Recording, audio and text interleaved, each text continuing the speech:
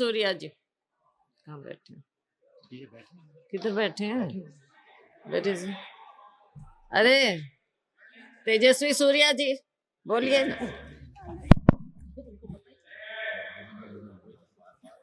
Thank you speaker ma'am, आपने मुझे इस महत्वपूर्ण चर्चा में बात करने के लिए मौका दिए हैं।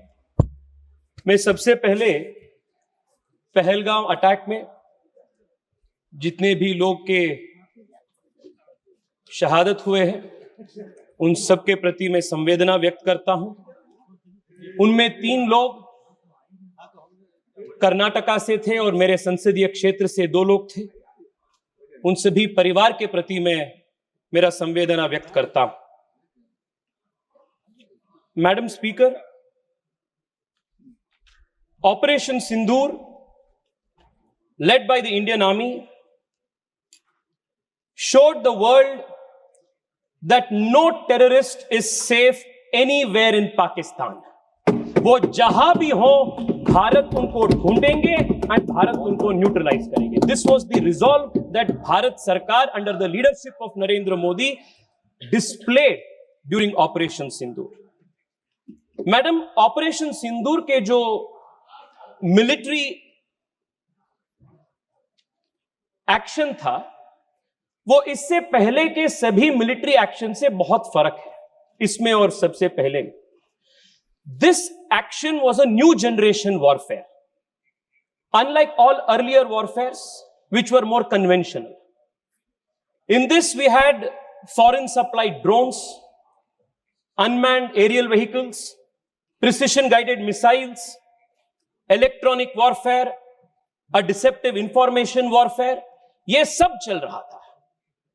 And the strength of the Indian armed forces was proved to be second to none in the world, because 80% of Pakistani weapons are imported from China, and it was India's air defense systems that had the ability to pierce through these Chinese defense systems, and we could reach our targets, the intended targets, in a precise way. The world today has accepted that India's military action through Operation Sindoor is a comprehensive and total military success. It was precise, it was non-escalatory, but at the same time it had devastating effects on the enemy. All of these years, no cost was paid by Pakistan for their misadventures. But since 2014, the new normal has changed, and if Pakistan dares to attack India, they will have to not bear the brunt of one eye for both the eyes, not one tooth for another tooth, but both the eyes for one eye, the whole jaw for one tooth. This is the new normal that Bharat has established. Madam Speaker, इससे पहले जब भी Bharat military effort के माध्यम से achievement हासिल किए थे, हम डिप्लोमैटिकली ऑन द डिस्कशन टेबल हमने उसको स्क्वैंडर कर दिए थे. कई सारे उदाहरण इतिहास में 1948 में, जिसका उल्लेख कई बार आया, our armed forces had breached the LOC, and all of what is today known as Pak occupied Kashmir was in our control. But it was this Congress party and its leadership of that time that surrendered all of Pak occupied Kashmir. What military achievement we had gained, we squandered on the diplomatic table. 1965 में भी वही हुई, 1971 में भी वही हुई. But the difference this time is the military achievement that we achieved in Operation Sindoor was crystallized and strengthened through our diplomatic onslaught that was led by the multi-party delegations and effectively led by the Prime Minister and the External Affairs Minister. मैं आपको एक उदाहरण देना चाहता हूं. आज United states of America ने TRF को डेसिग्नेटेड टेररिस्ट ऑर्गेनाइजेशन के रूप में प्रोस्क्राइब कर दिया है. मैं उस डेलीगेशन में पार्ट था जिसमें शशांक जी भी मेरे साथ थे, शशि जी के नेतृत्व में. हम कोलंबिया में थे. Colombia had given a statement in support of Pakistan. After our intervention, Colombia withdrew its statement and gave a statement in favor of India. Every country in the world which matters has stood with India. This is the diplomatic strength that has been gained. Madam Speaker, मुझे परशुराम जी के एक युक्ति याद आ रहा है. उन्होंने कहा था, अग्रतश्चतुरो वेदाः पृष्ठतम सशरम धनुः इदम ब्राह्मम इदम क्षात्रम शास्त्रादपि शरादपि. उसी प्रकार से आज भारत डिप्लोमेटिकली हो, मिलिटरीली हो, दोनों युद्ध में तैयार है. And we are ready to win at the diplomatic front, we are ready to win at the military. Madam speaker, आज जितने भी कांग्रेस के अपने साथियों से भाषण हमने सुने, बहुत अजीब लग रहा था मुझे, क्योंकि कांग्रेस पार्टी का नेता चेंज होते हैं, पर कांग्रेस पार्टी का नीति वही है. 1947 से लेकर आज तक कांग्रेस पार्टी के जो कंसिस्टेंट पॉलिसी है, वो भारत को और भारत के सशस्त्र बल को सिस्टमैटिकली और डेलिबरेटली वीक करने का एक पॉलिसी है. इसका उदाहरण मैं देना चाहता हूं. At the very beginning of our independence, at the dawn of this nation as an independent country, Pandit Nehru ji की एक स्टेटेड पॉलिसी थी कि भारत को आर्मी का जरूरत ही नहीं है. जनरल लॉकहार्ट के पास बैठते हैं और नेहरू जी बात ये बोलते हैं कि rubbish, total rubbish, no plans of modernisation of army is required. India का policy is ahimsa, we don't need the army, police will do its job. ये नेहरू जी की सरकार की स्टेटेड पॉलिसी थी. And this did not remain isolated in 1947. When A.K. Anthony ji was the defense minister, it was the stated policy. Madam, my party has allotted me 15 to 20 minutes time. Please give me the time given by my party. Madam, they had a deliberate policy of not building border infrastructure.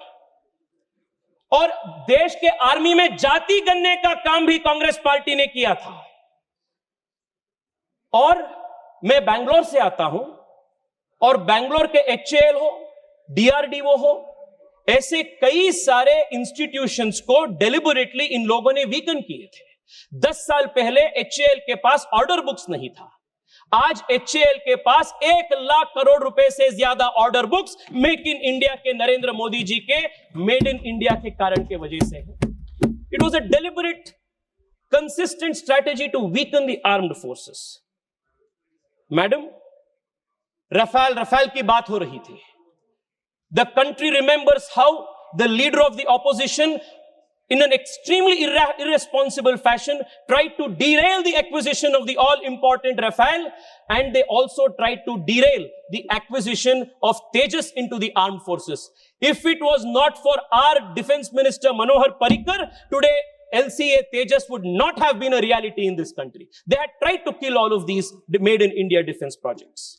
Madam, 3 साल पहले general Bipin Rawat ji ने एक बहुत महत्वपूर्ण कार्यक्रम में देश को बताया था that India should be ready to face a 2.5 front war.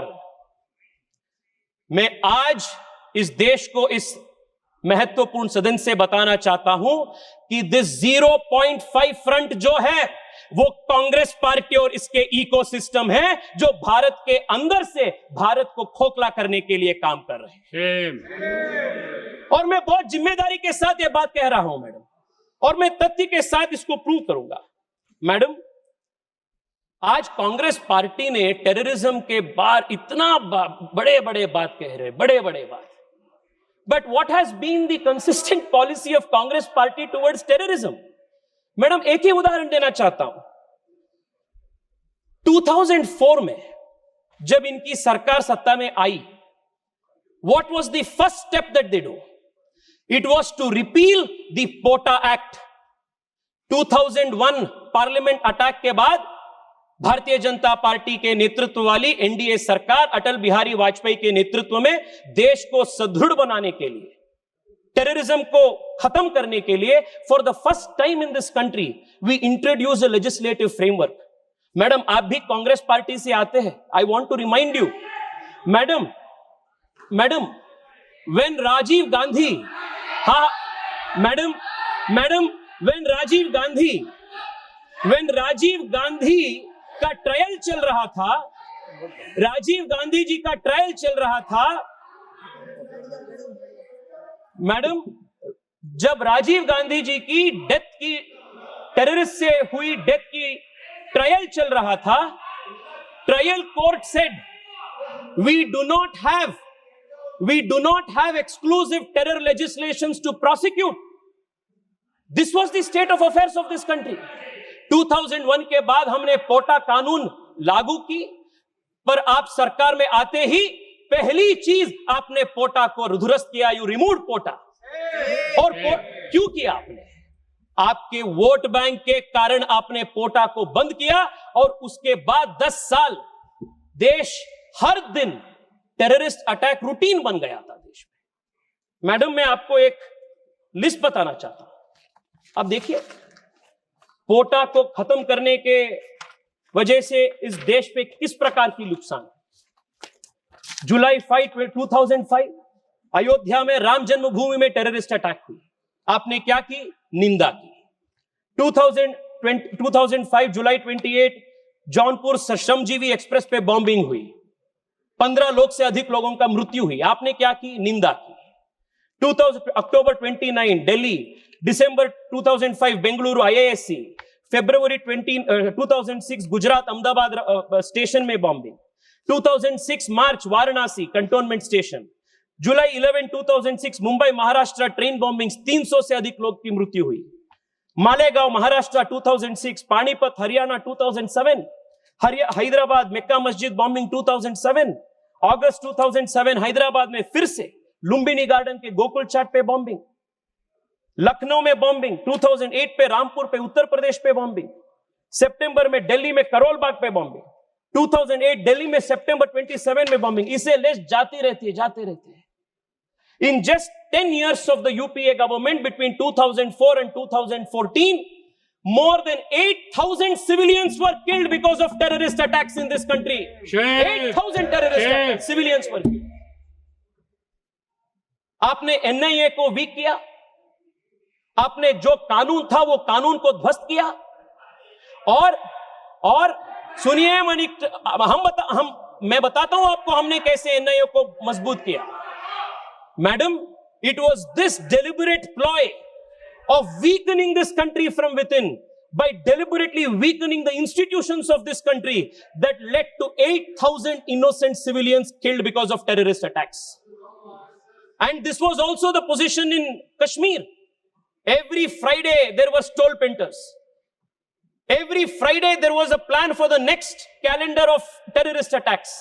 It was only after Amit Shah ji introduced the Constitution Amendment Bill to remove Article 370 that has seen a great decline of terrorist attacks in Jammu Kashmir. It happened in our government, अपने सरकार की नेतृत्व। Madam, 2004 में when Congress repealed POTA, what were governments of the world doing? 2001 में 9/11 की attacks हुई थी। 9/11 के अटैक के बाद विश्व में हर देश अपनी लेजिस्लेटिव फ्रेमवर्क को टेररिज्म के खिलाफ उनके फाइट को और ताकत दे रहे थे। But here we had a government in India, unfortunately, that deliberately as state policy chose to weaken the fight against terrorism. 2004 में there is only one political party in the whole world which chose deliberately and very thoughtfully to repeal an anti-terror legislation, and the disfamy of that happens to the Congress party. The history of the country will remember it. Madam, आज surrender के बारे में बात हो रही है। मैं देख रहा था 1-2 दिन पहले कांग्रेस के पूर्व गृह मंत्री एक इंटरव्यू में बोले, 1965 में जब शास्त्री जी की सरकार थी तब सोवियत यूनियन के इंटरवेंशन के साथ हमने सीज फायर किए थे। सो उन्होंने बोले कि हमने एक्सेप्ट कर रहे हैं, We are accepting that the Soviet Union had actually created the ceasefire. Why are you not doing it? Madam, I want to remind the Congress party that the Bharatiya Janata Party and the leadership under Narendra Modi is not habituated like you to perform actions for the country on the behest of foreign forces. Or 2008 mein, there is a very interesting speech of Arun Shourie ji. Madam, I'll conclude in 3 minutes. There is a very interesting speech of Arun Shourie ji. आजकल अरुण शौरी जी का कई सारे statements in लोगों ने coat कर रहे हैं. अरुण शौरी जी ने बताया था जब उन्होंने राज्यसभा में बात कर रहे थे that the government should stop running to mummy. Mummy he meant was the United States. And I want to remind again today that the Congress party, especially under its present leadership, should stop running to mummy. Because mummy तक जाना, mummy पे निर्भर होना इस party के नेताओं का, इस पार्टी के पूरे परंपरा बन गया है. This is a country that will stand on its own feet and respond in its own right. Madam, मैं आपको यह भी बताना चाहता हूं कि आज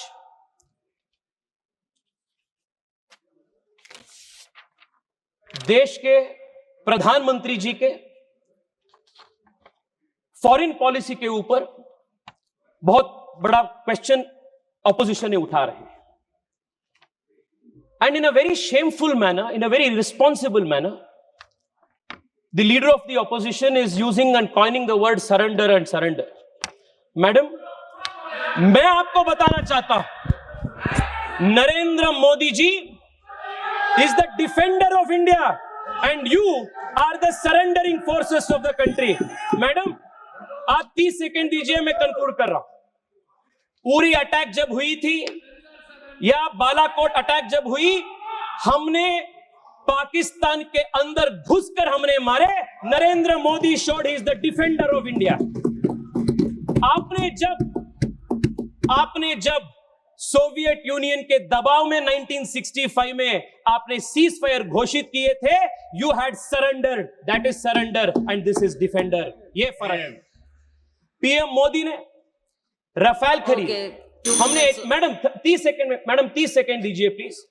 हमने तेजस को इंडक्ट किया. This is defender. आपने फॉरेन पावर्स के सामने भारत को आपने सरेंडर किया. This is your history. Madam, PM defended India's interest by providing indigenous strength to India's Make in India defense sector. You surrendered it to China and other adversaries, including important emerging technologies like 3G and 4G. This is the surrender of the Congress party. Madam, मैं आपको, I'm going to call the next speaker now. Madam, in the end, I want to say this. We hope. Please. Madam, मैं conclude कर रहा हूं. Madam, the Congress party's thinking has not changed.